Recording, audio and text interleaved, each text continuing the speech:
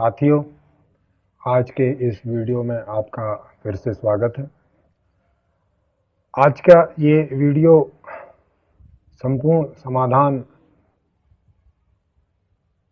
जो हम लोग दे रहे हैं सबको, और इस संपूर्ण समाधान का मतलब है कि एक ऐसा पूरा सिस्टम, एक ऐसी पूरी व्यवस्था जिसके आ जाने पर किसी भी प्रकार की समस्या आदमी के जीवन में पैदा ही नहीं होगी।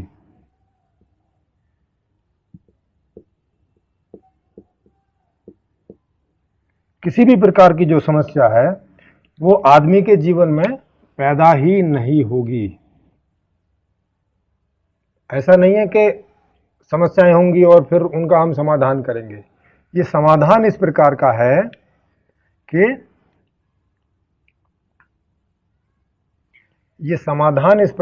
है कि उसमें समस्याएं ही पैदा नहीं होंगी, क्योंकि कोई भी जो समस्या है वो किन्हीं कारणों से पैदा होती है। क्योंकि कोई कारण होता है और उसकी वजह से ही कार्य होते हैं आगे। कारण कार्य सीरीज, कारण कार्य जो एक श्रृंखला है वो आपने समझी होगी कि इस दुनिया में कुछ भी अच्छा या बुरा होता है उसके पहले कोई कारण मौजूद होता है। तो ये जो कारण होते हैं समस्याओं को पैदा होने के लिए, वो कारण इस व्यवस्था में नहीं है एक भी, जिससे कि कोई भी जो समस्या है वो पैदा हो। दूसरा कि जितनी भी सुख सुविधाएं होती हैं जीवन में,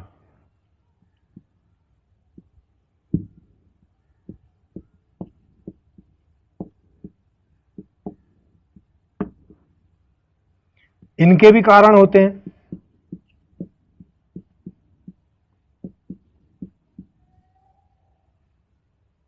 क्योंकि सुख सुविधाओं को भी पैदा होने के लिए कारण चाहिए। जैसे समस्याओं को पैदा होने के लिए कोई ना कोई कारण चाहिए, वैसे ही सुख सुविधाओं को भी पैदा होने के लिए कारण चाहिए। तो ये जो संपूर्ण समाधान है पूरा, ये जो एक व्यवस्था है पूरी, जो कि उसमें ऐसे सारे कारण मौजूद रहेंगे है जिससे कि सभी सुख सुविधाओं को पैदा होने के लिए पूरी स्थिति बनती है। माने वो लगातार पैदा होती रहेंगी। समस्याएं कोई भी लगातार पैदा होंगी नहीं, और सुख सुविधाएं लगातार पैदा होती रहेंगी। ये जो दो चीजें हैं,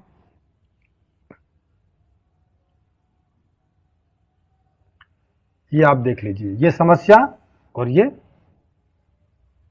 सुविधाएं, और ये कुल मिला के हो गया संपूर्ण समाधान।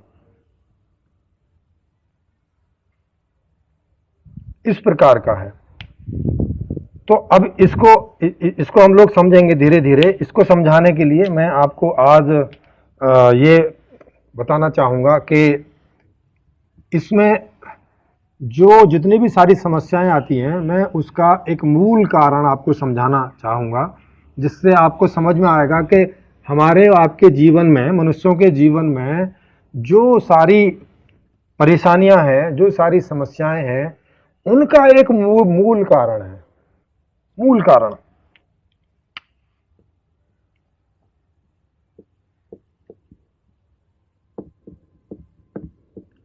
कारण है किसका? समस्याओं का।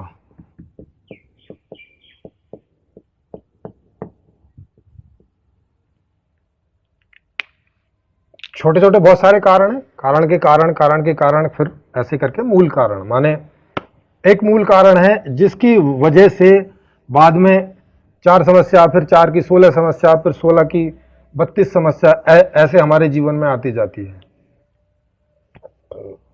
तो वो मूल कारण क्या है, वो मैं आपको यहाँ आज के वीडियो में उसको एक्सप्लेन करूँगा। फिर उसका समाधान मैंने कैसे किया उसको मैं आपको अगले वीडियो में एक्सप्लेन करूँगा। तो इस वीडियो में आप समस्याओं का मूल कारण समझेंगे, और अगले वीडियो में आप सुख सुविधाओं का मूल कारण समझेंगे, और फिर समझेंगे कि इस व्यवस्था में वो ये समस्याओं के मूल कारण कैसे नहीं है, और जो सुख सुविधाओं के मूल कारण हैं वो कैसे मैंने उसमें सेट किए हैं। तो ये आपको उसके बाद समझ में आएगा। तो अभी हम समझेंगे कि जो मूल कारण है वो क्या है। मूल कारण जो है समस्याओं का वो है आज तक का अर्थशास्त्र। आज तक का अर्थशास्त्र।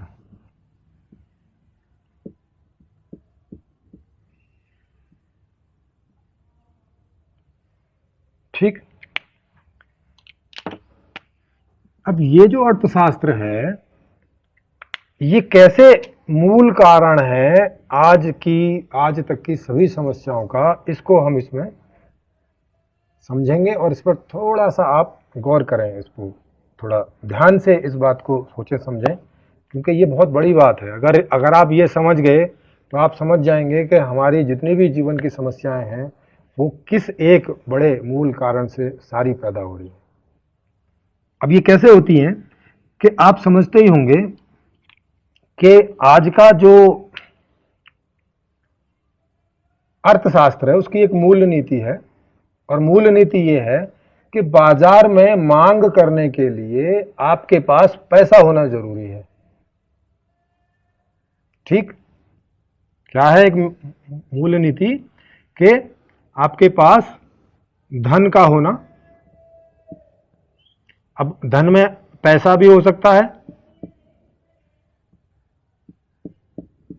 कोई वस्तु भी हो सकती है, कोई सर्विस भी हो सकती है, माने ये कुछ भी हो सकते हैं, ये सब धन ही होते हैं। ठीक है, तो ये सब धन है। तो अब धन चाहिए आपको कुछ भी मांग करने के लिए बाजार में।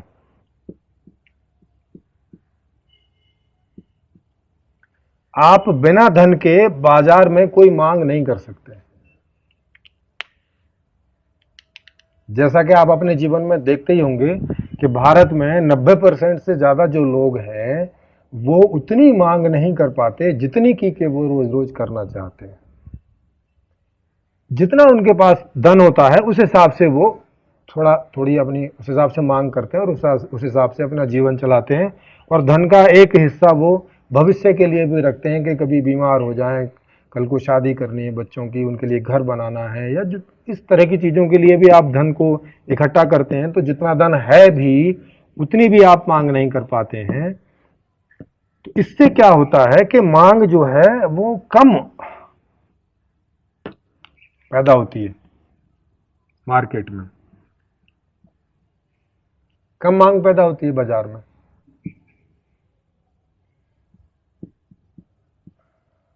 अब मांग कम होगी बाजार में तो सीधी सी बात है कि जो बाजार है वो प्रोडक्शन कम करेगा।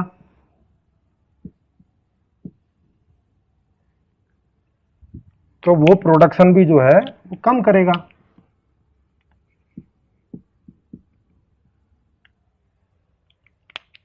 क्योंकि जब मांग ही कम है तो फिर प्रोडक्शन तो कम होगा ना, क्योंकि प्रोडक्शन करके वो क्या करेगा जब बिकेगा ही नहीं सामान उसका, जब मांग ही कम है बाजार में। तो अब वो प्रोडक्शन कम करता है। अब प्रोडक्शन कम होने से क्या होता है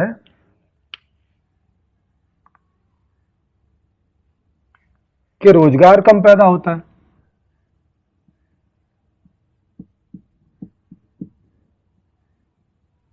तो रोजगार क्या पैदा होता है, कम होता है।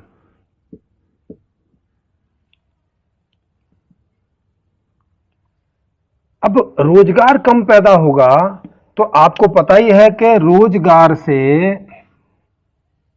धन पैदा होता है, जिसको आप आय भी बोल सकते हैं आपकी।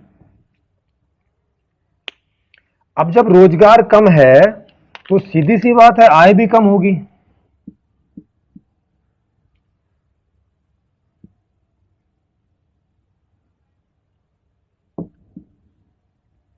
माने धन कम पैदा होगा। अब मान लिया आपकी 8-10 हजार रुपए की तनख्वाह है, तो जिसको रोजगार मिला भी है उसकी भी आय कम है, और जिसको रोजगार मिला ही नहीं, जो बेरोजगार रह गए, उनका क्या होगा। ये तो हो गया। अब बेरोजगार हो गए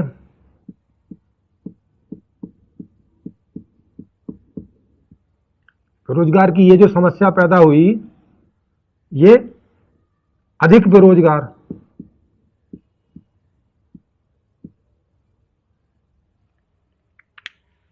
तो एक समस्या यहां पैदा हो रही है क्या, कि आप जो भी मांगना चाह रहे हैं तो वो आप मांग नहीं कर पा रहे हैं बाजार में, तो जिससे आपकी पूर्ति होके आप सुखी और संपन्न और अच्छे से जीवन जी सकें, वो संभव नहीं हो पा रहा है। तो एक समस्या यहां खड़ी होगी, किस वजह से, अर्थशास्त्र के इस नियम की वजह से कि आपको बाजार में कुछ भी मांग करने के लिए आपके पास धन होना जरूरी है। ये एक नियम हो गया, ठीक, ये नियम हो गया नंबर 1।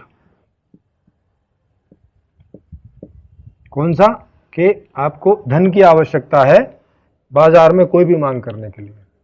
और दूसरा इसमें नियम क्या हो गया, दूसरा नियम हो गया कि जो रोजगार है वो कम पैदा हो रहा है, इस वजह से ये जो आपका जो रोजगार है, रोजगार से ही आपकी आय हो सकती है, ये दूसरा नियम हो गया।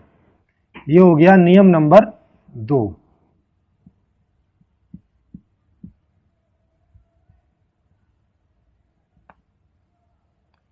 कि रोजगार से ही आपकी आय पैदा होगी और आय से ही माने धन से ही आप मांग कर सकोगे।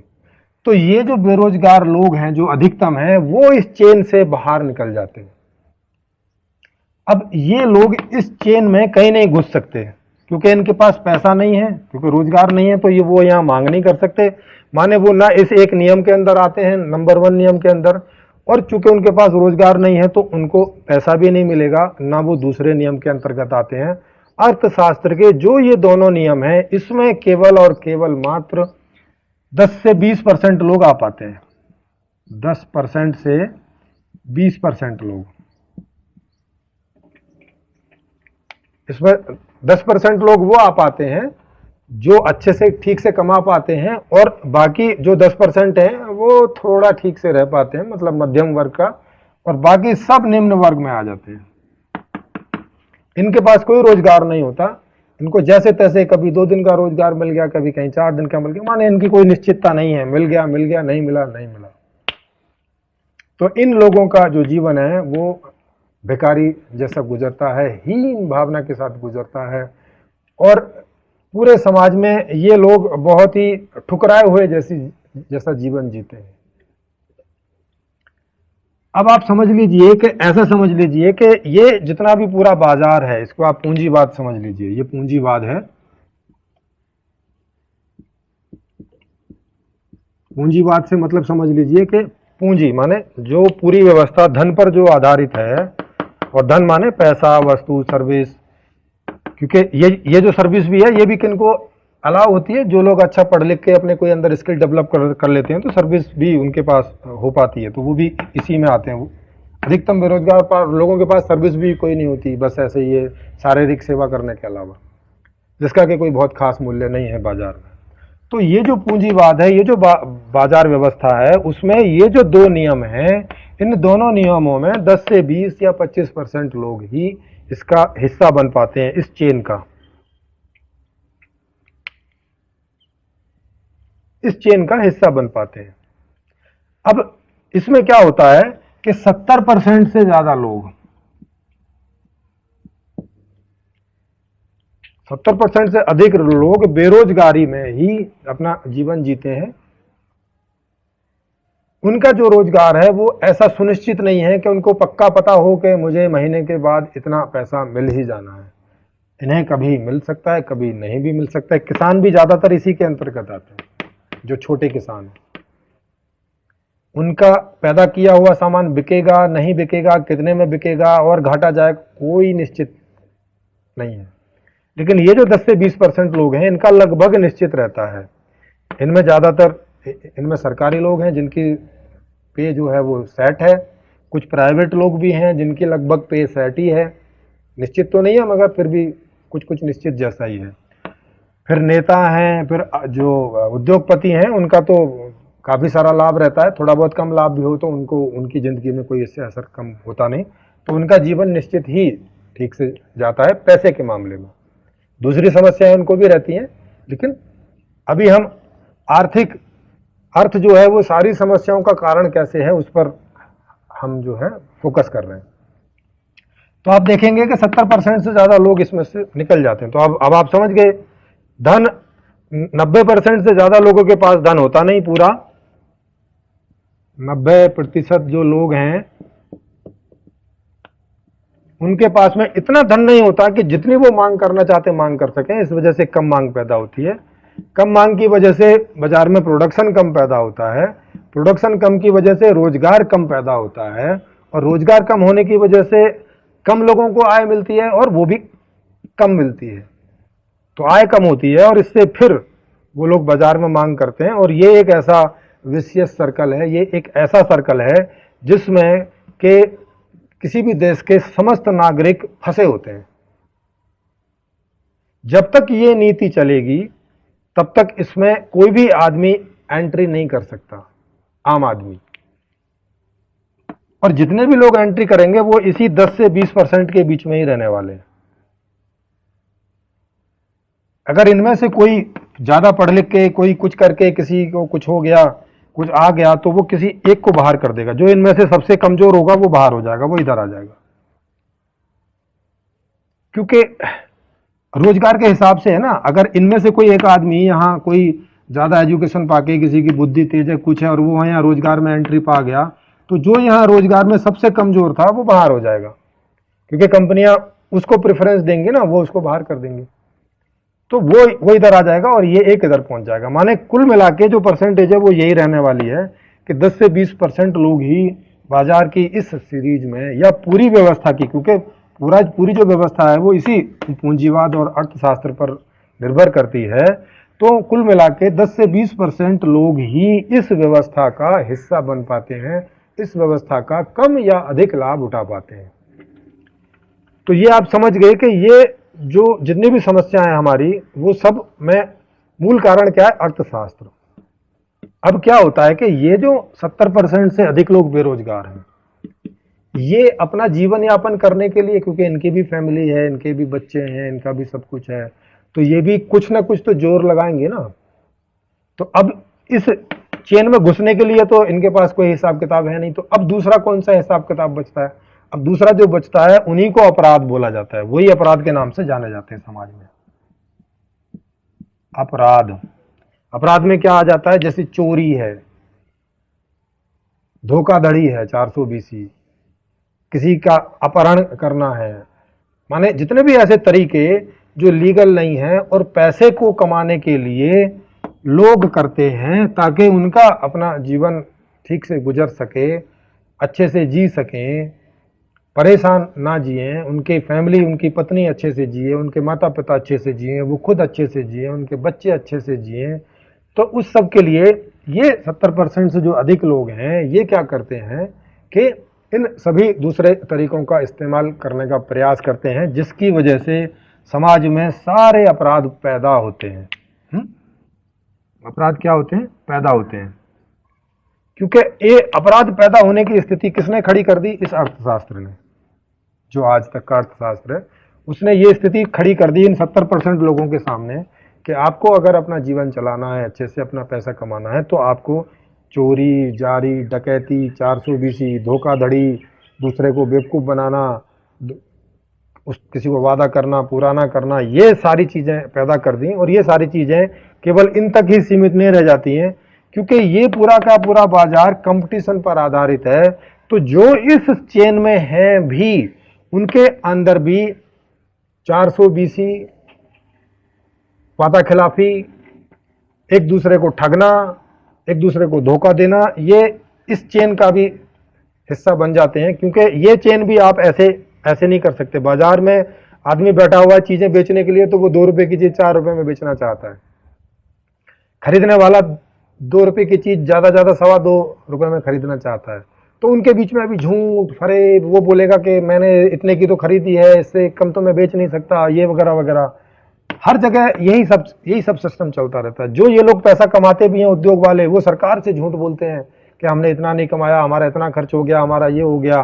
लोन लेते हैं बाजार से, बैंकों से, उनको बोलते हैं भाई हम घाटे में चल रहे हैं, हम ये सारा चक्कर इनमें भी। माने अपराध का जो चक्कर है वो तो ज़्यादा तो पैदा होता है बेरोजगार इसके कारण, लेकिन वो इसमें भी पैर पसारे रहता है, क्योंकि ये व्यवस्था कंपटीशन पर आधारित है। कंपटीशन पर क्यों आधारित है? क्योंकि 10 से 20% के लिए ही है।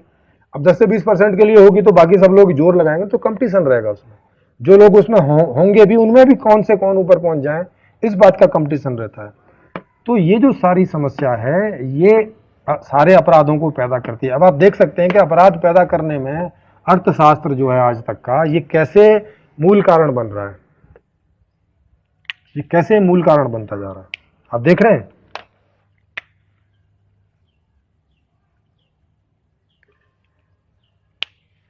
तो ये इस प्रकार से आप इसमें अब समझ गए होंगे, क्योंकि आज के वीडियो में मैं यही समझाना चाहता था कि जो आज तक का अर्थशास्त्र है, ये कैसे केवल 10 से 20% लोगों को सर्व करता है, सर्विस देता है, माने उनको लाभ देता है जो भी दे पाता है, और सारे प्रकार के अपराधों के लिए खड़ा हो जाता है। क्योंकि ये चोरी करेंगे तो किसके यहाँ करेंगे? इनमें 10 से 20% के यहाँ करेंगे ना, क्योंकि इन्हीं के पास है। बच्चे का अपहरण करेंगे तो किसका करेंगे? इनमें से ही किसी का करेंगे। ठगने की बात होगी तो किसको ठगेंगे? इन्हीं में से किसी को ठगेंगे, क्योंकि एक गरीब दूसरे गरीब को ठग के क्या करेगा, वहां से मिलेगा क्या? तो आप देख सकते हैं कि ये, और फिर इसकी वजह से आपस में रिश्ते नहीं ठीक रह पाते, क्योंकि कंपटीशन है, दूसरा के एक दूसरे को धोखाधड़ी, झूठ, फरेब, इसी से हम अपनी आय बढ़ा सकते हैं यहाँ पे। तो इसकी वजह से क्या होता है कि किसी के भी रिश्ते अच्छे नहीं गुजर पाते। गरीबी में तो वैसे ही रिश्ते अच्छे नहीं गुजर पाते। अब मियाँ जो है बीवी का देखभाल नहीं कर पाएगा तो बीवी क्या उससे अच्छा व्यवहार करेगी? बच्चे क्या उससे अच्छा व्यवहार करेंगे? उसके माता पिता बूढ़े क्या अच्छा उसके ऊपर व्यवहार करेंगे? उसको बोलेंगे तू ही है, तू कुछ कर नहीं रहा है, जाके कुछ कमा नहीं रहा है, कुछ ये नहीं कर रहा, जबकि वो खूब कोशिश करता है, मगर इस चेन में कहीं फिट नहीं हो पाता, घुस नहीं पाता। तो वो फिर मजबूर होके वो फिर यही सारे चोरी जारी इन्हीं सब में जाने की कोशिश करता है, और इससे पूरे समाज में एक अशांति का वातावरण, एक भय का वातावरण, एक असंतुष्टि का वातावरण, एक आतंकवाद का वातावरण, एक जो है नक्सलवाद का वातावरण, और फिर उसमें फिर सारी समस्याएं पैदा होती हैं। कच्चा ये धर्म ठीक नहीं है तो फिर दूसरे धर्म में चलो भाई, शायद धर्म कारण हो, भगवान नहीं इच्छा पूरा कर रहा तो शायद अल्लाह पूरी कर दे, तो वो बहुत सारे धर्म खड़े हो जाते हैं, बहुत सारी जातियाँ उपजातियाँ खड़ी हो जाती हैं, धर्मों में भी उपधर्म फिरके खड़े हो जाते हैं। ये सब समस्याएं ऐसे ऐसे ऐसे ऐसे बढ़ती चली जाती है। तो आप देखेंगे कि उनका सबका जो मूल कारण है वो अर्थशास्त्र आज तक का, ये जो गलत अर्थशास्त्र है। अब आप समझ गए होंगे कि मैं इसको गलत क्यों बोल रहा हूं। ये जो गलत अर्थशास्त्र है, ये मूल कारण है हमारी सभी समस्याओं का, सभी प्रकार की समस्याएं, वो चाहे आर्थिक हो, सामाजिक हो, मानसिक हो, पारिवारिक हो, किसी भी प्रकार की समस्या हो। और यही अंत में आत्मिक समस्याएं भी बन जाती, क्योंकि जो आदमी इन सारी चीज़ों के कारण परेशान है, तो आदमी ना परेशान है तो उसकी ऊर्जा, एनर्जी, जो भी आप बोलो, वो सब डिस्टर्ब हो जाता है। उसके पूरा शरीर का जो इम्यून सिस्टम है गड़बड़ा जाता है, उसका जो पूरा का पूरा शरीर का एक हार्मनी, एक वो बनी रहनी चाहिए, वो नहीं बनी रह पाती, और वो पूरी तरह से बिगड़ जाता है। वो फिर गुस्सा भी करता है, वो फिर हिंसा भी करता है, वो फिर अपराध भी करता है, वो फिर दूसरे लोगों से जेलसी भी करता है, वो फिर मतलब सभी प्रकार की जितनी भी नेगेटिविटी है वो सब करता है, या करने को मजबूर होता है, ऐसा समझिए। किसके कारण? ये गलत अर्थशास्त्र के कारण। तो मुझे आशा है कि आप ये समझ गए होंगे कि आज जितनी भी हम सभी समस्याओं से गुजर रहे हैं, वो चाहे अमीर लोग हों और चाहे गरीब लोग हों, सभी लोग, सबकी अपनी अपनी अलग अलग समस्याएं हैं। अमीरों को थोड़ी कम समस्याएं हैं, गरीबों को थोड़ी ज़्यादा समस्याएं हैं, ये फ़र्क है, लेकिन समस्याग्रस्त तो दोनों हैं। और इतनी समस्याएं हैं कि अमीर को कम समस्याएं होने पर भी वो इतनी कम नहीं है कि उसको फ़र्क ना पड़े, वो बहुत ज़्यादा है। इस कारण वो उसके पास जो है भी उसका भी वो ठीक से एंजॉयमेंट कर नहीं पाता है। तो कुल मिला के 100% लोग परेशान हैं इस आज तक के अर्थशास्त्र के कारण। तो अब ये सही अर्थशास्त्र कैसा होना चाहिए वो मैं आपको अगले वीडियो में बताऊंगा, जिसमें ये एक भी प्रकार की समस्या पैदा नहीं हो रही होगी, और जो सभी सुख सुविधाओं की बात है वो उसमें पैदा हो रही होंगी। ये मैं आपको अगले वीडियो में बताऊंगा। तब तक के लिए आप सभी को मेरी नमस्ते और इस वीडियो को सुनने के लिए आप सभी का धन्यवाद। आपको पसंद आए तो इसको लाइक करें, शेयर करें, सब्सक्राइब ज़रूर करें ताकि अगले वीडियो मिल सकें, नोटिफिकेशन दबाएं और ज़्यादा से ज़्यादा लोगों तक इसको पहुंचाएं ताकि ये बात जितनी जल्दी लोगों तक पहुंचेगी तो जो सही समाधान है वो भी जल्दी तक लोगों तक पहुंचेगा और वो जल्दी से जल्दी हम लोगों के जीवन में आ पाएगा, जिससे कि हमें इन सभी समस्याओं से निजात मिलेगी और सभी सुख सुविधाओं को हम सब लोग भोग सकेंगे। माने सब लोग, माने सभी लोग, 100% लोग सभी सुख सुविधाओं को भोग सकेंगे, वो भी बिना किसी परेशानी के। एक ऐसी व्यवस्था, ये संपूर्ण समाधान है। और तो ये किताब है संपूर्ण समाधान जो मैंने लिखी है, जिसमें पूरी व्यवस्था लिखी हुई है। उसको आप पढ़ने के लिए नीचे डिस्क्रिप्शन में इसका लिंक मिल जाएगा, तो इसका PDF आप फ्री में डाउनलोड कर सकते हैं और पढ़ सकते हैं। YouTube में ये ऑडियो बुक के रूप में भी है, तो वो भी आप यूनिवर्सल लाइफ मैनेजमेंट चैनल पे जाके इसकी ऑडियो बुक पढ़ी हुई है, जो चैप्टर वाइज है उसको आप सुन भी सकते हैं अगर पढ़ना आपको ठीक ना लगे तो। और अगर कागज़ वाली किताब का डिमांड करना है तो वो भी आपको, उसका लिंक भी डिस्क्रिप्शन में मिल जाएगा। वो फ्लिपकार्ट पर उपलब्ध है, आप ऑर्डर करेंगे तो आपको 8-10 दिन में वो भेज देंगे। आप सभी का धन्यवाद इसके लिए। इस नई व्यवस्था में नया अर्थशास्त्र, नया राजनीतिक शास्त्र, नया समाज शास्त्र, नया शिक्षा शास्त्र होगा। नया अर्थशास्त्र में नई मांग नीति, नई उत्पादन नीति, नई आपूर्ति नीति होगी। नई न्यायकारी व्यवस्था को विस्तार से समझने के लिए मेरी लिखी पुस्तक संपूर्ण समाधान को फ्री में डाउनलोड करके पढ़ सकते हैं। इसमें सही अर्थशास्त्र सहित सारी व्यवस्था को विस्तार से समझाया गया है। इसका लिंक नीचे डिस्क्रिप्शन में आपको मिल जाएगा। शेयर करें, सब्सक्राइब करें और घंटी को भी क्लिक करें ताकि आने वाले वीडियोज का आपको नोटिफिकेशन मिलता रहे। इस वीडियो को देखने के लिए आपका हार्दिक धन्यवाद।